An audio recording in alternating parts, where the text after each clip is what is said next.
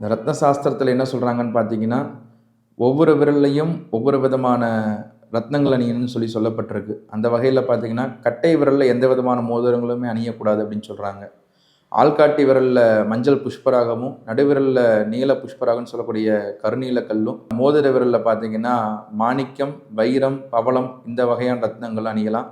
அதே போல் சுண்டு விரலில் பார்த்தீங்கன்னா முத்து மற்றும் மரகத பச்சை அணியலான்னு சொல்லியிருக்காங்க. இது இருந்தாலுமே கூட ஆதி காலங்களில் இருந்தக்கூடிய நகைகளில் பார்த்தீங்கன்னா மார்பு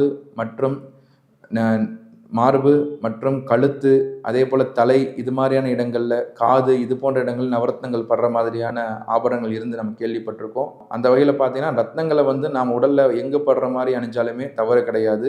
இடுப்புக்கு மேல் பாகத்தில் ரத்னங்கள் படணும் அப்படின்னு சொல்லப்பட்டிருக்கு. அந்த வகையில் அணிகிறது உத்தமம். பொதுவாக உடலில் விரல்களில் நீங்கள் அணியும் பொழுது அந்த கிரகத்துடைய ஒளி வீச்சை வாங்கி நம்முடைய உடலில் ஊடுருவுற மாதிரி கீழே சொல்லணும்னா ஓப்பன் டைப் அப்படின்னு சொல்லுவாங்க. அது மாதிரி கீழே திறந்த வெளியில் அந்த மோதிரத்துடைய அமைப்பை வச்சு நாம் நவரத்னம் மோதிரங்களை அணிஞ்சிக்கிறது நல்லது.